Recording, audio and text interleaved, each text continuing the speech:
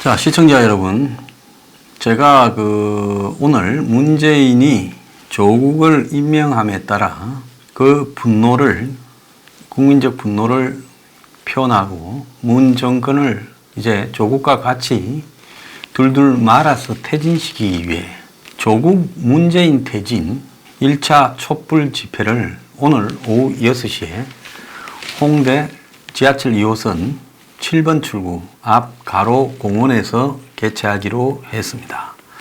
미리 어떻게 될지 몰라서 집회 신고를 다 해놨습니다. 그래서 원래 하기로 했던 9월 20일 금요일 날 집회는 대규모로, 그야말로 가장 큰 규모로 크게 하고요. 근데 오늘 아무도 이런 부분들을 제대로 표시하지 않고 투쟁하지 않으면 정말 좀 우습게 되지 않습니까? 그래서 제가 오늘은 긴급 이 촛불 집회를 가지게 되었습니다. 여러분들께서 많이 좀 와주시기를 부탁을 드리고요. 그리고 하나 당부를 드리면 이 조국과 문재인을 쫓아내는 과정이 좌파들이라면 벌써 쫓아낼 만큼의 충분한 동력을 확보했을 거라고 보이지만 이 보수 우파의 수준으로는 이들을 쫓아내기가 쉽지 않고 매우 지난한 과정이 될 수 있습니다. 자, 그렇지만은 국민을 저토록 무시하고 한마디로 법치나 민주주의 상권 분립을 다 깔아뭉개고 지금 나오고 있는 오만반자한 문 독재를 타도하기 위해서는 그것이 쉽고 어려운 부분을 가릴 것 없이 순수한 마음으로 투쟁해야 된다. 저는 그렇게 보고 있습니다. 그리고 여기에 이념이니 정치적인 색깔을 들이밀어서 문을 쫓아내고 누구가 이루어진다. 무슨 좌파들 쫓아내고 보수 정권 잡으려고 그런다. 이런 부분에 대한 생각은 아예 버리고요. 어쨌든 민주주의를 저렇게 파괴하면서 법치를 깔아뭉개면서 법무장관으로 집안이 공문서 사문서 위조단이자 살아온 과정이 사기인 조국을 임명한다. 이것은 도저히 용납할 수 없다라는 이런 생각만으로 똘똘 뭉치셔야 된다 생각합니다. 오늘 경향신문에 조국 부인 정경심이가 코링코가 이 배터리 펀드로 인수한 WFM에서 고문료 명목으로 최근까지 수천만 원을 받은 정황이 확인됐다라고 보도를 했습니다.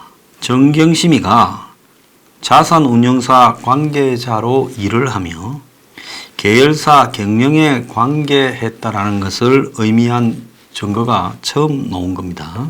코링크가 AN1이라는 이 영어 교재 출판 회사를 코스닥 상장했습니다. 인수해서 거기에 배터리를 넣어가지고 WFM으로 바꾸고 이제 여기는 근데 매출이 거의 나오지 않았습니다.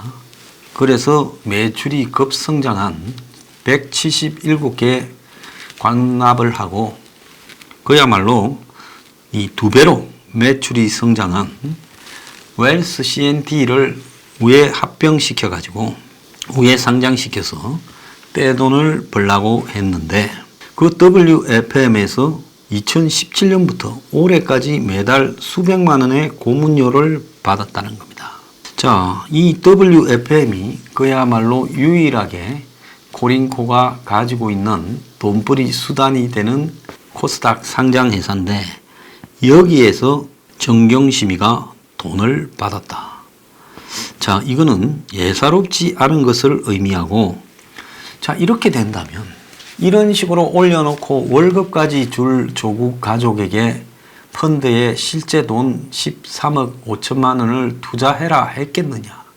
블루펀드에 조국 부인과 자식 돈 10억 5천, 또 처남 가족 3억 5천 해서 14억을 출자하라고 했겠느냐. 저는 그 자체가 매우 의문으로 보고 있습니다. 결국은 이 펀드 투자 자체도 지금 사기가 아니냐. 자, 이런 의혹이 등장하고 있는데 문은 조국을 임명했습니다. 그래서 조국을 임명하면서 조국에게 그야말로 마누라도 데려오지 마라 하고 이 임명장을 줍니다. 더 나아가서 다른 장관 임명장을 받는 사람들도 마누라들 없이 받는다고 합니다. 자, 이게 말이 되는 이야기인가? 지금 청와대는 조국이 오촌 조범동이에게 속은 사기의 피해자라고 말을 하고 있는데, 근데 그게 아니라 사실은 조국이 이 사모펀드사의 핵심으로, 그야말로 조국으로 인해서 이 사모펀드사의 투자나 투자 약정, 정권사들이 2,700억을 투자하겠다 하지 않았습니까? 그리고 더 나아가서 이 WFM은 회사를 넘겨주고 펀드를 통해서 또 조금 지분을 가지는 쪽으로 하고 있지 않습니까? 어디 남한테 팔 데가 많았는데 딴 데 안 팔고 저거 주인이 회사를 넘겨주고 코링코가 소유자가 되고 그 속에 펀드를 통해서 지배하는 이런 일을 할 소유자가 어디 있겠습니까? 이 모든 것이 다 조국이 있기 때문에 가능한 거고, 사업 진행 과정에서도 조국 이름이 여기저기에 거론됐다는 것이 지금 확인이 되고 있습니다. 자, 문은 오늘 2시에 임명장을 수여한 뒤에 대국민 메시지를 밝혀서 조국 임명 배경 및 검찰 수사에 대한 입장도 밝힐 거라고 하고 있습니다. 자, 한국당의 반발에 대해서는 나경원이한테 전화로 말씀드렸다고 강기정 청와대 수석이 이야기했는데요. 나경원이가 오케이 하면 우리 국민들은 따르는 겁니까? 웃기고 있다고 저는 보고 있습니다. 문이 검찰 수사에 대한 입장을 밝히는 부분은 검찰에 대한 압력이 될 가능성이 저는 매우 높다고 보고 있습니다. 자, 문이 이런 무리수를 둔 이유가 뭘까라고 생각해 봤을 때, 이것은 아까 제가 미리 녹화를 해뒀습니다만은 오늘 안희정이가 3년 6개월을 확정되고 또 금요일 날 이재명이 2심에서 벌금 300만 원으로 지사직 박탈형이 선고된 부분 등과 이렇게 연결해 봤을 때 문은 더 강경책을 선택하기로 작정을 했고, 여기에서 물러서서 그야말로 야당이나 국민들 공격을 받게 되면 본격적으로 레임덕으로 가게 되니까 조국을 앞세워서 검찰하고 전면전을 한번 벌이고 여기에 검찰을 청소해 버리겠다, 이런 입장을 갖다가 지금 밝힐 걸로 보이고, 검찰 개혁에 대한 자신의 입장을 오늘 오후 2시에 밝히지 않겠나 생각이 듭니다. 누가 누구를 개혁한다라고 이야기를 합니까? 오늘 조국 임명장 수여식은 생방송으로 진행된다고 하는데요. 자, 오늘 문은 틀림없이 검찰이 지금 자기 조직을 지키려고 저렇게 수구적으로 나왔으니까 과감한 검찰 개혁을 나가겠다고 국민 앞에 밝힐 걸로 보입니다. 자, 그래서 이로써 문은 좀 이성을 저는 상실했다고 보고 있고요. 자, 검찰의 반발 정도는 그냥 깔아뭉개고 인사이동 해버리면 된다라는 식으로 하겠다는 건데요. 자, 그럼으로써 검찰을 전부 상층부를 해체해버리겠다. 정말 웃기는 짓거리를 하고 있습니다. 오늘 좌파들이 하고 있는 이야기를 보면 검사가 2,800인데 TO가 지금 변호사가 2만 명이 넘기 때문에 아무런 문제가 없다, 이렇게 지금 말을 여권 내부에서 하고 있다고 이야기가 나오고 있습니다. 이런 식으로 상권 분립을 다 깔아 뭉개버리고 그야말로 지금 말 안 듣는 남아있는 검찰 수뇌부를 다 목을 잘라버리고 지금 밀어붙이겠다. 자, 국민들은 이제 바보입니까? 자, 문재인의 그 라오스 방문인에 대해서 여러 가지 이야기가 나오고 있습니다. 라오스 공항에서 환송식을 하는데 김정숙이 문재인 앞서서 걸어가고 이 트럭에도 앞서서 오릅니다. 그런 부분을 보도하는 언론에게 자, 애들이 나와가지고 고생하고 있으니까 빨리 돌아가도록 하려고 빨리 움직였다 하는데 그뿐만 아닙니다. 성남공항에 내려서도 문재인이 뒤에 오는데 김정숙이 빨리 가고 있습니다. 자, 그래서 한간에는 이런 이야기가 난무하고 있습니다. 조국 임명을 둘러싸고 김정숙이 화가 났다. 김정숙이 조국 편을 들은 거 아니냐.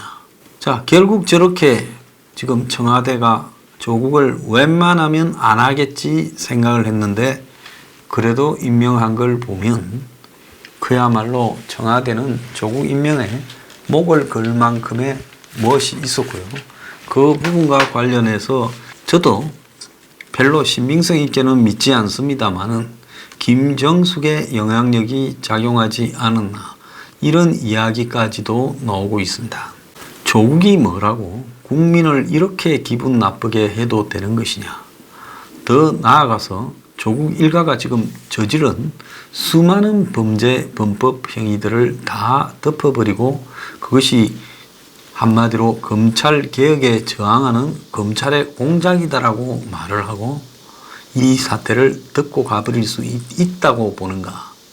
이런 부분에서 봤을 때 문 정권의 이런 이상한 태도는 도저히 상식적으로 납득이 가지 않는 지금 태도들입니다. 자, 이런 비상식으로 일관하면서 문이 대한민국을 수습해 갈 수 있다. 저는 도저히 이해가 안 가는데요.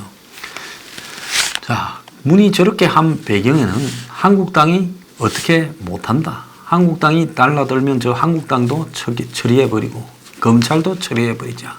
국민들이 저항하면 국민들도 밟아버리고 가자. 지금 이런 생각이 꽉 차 있기 때문에 저런 행동이 가능하다라고 저는 보고 있습니다.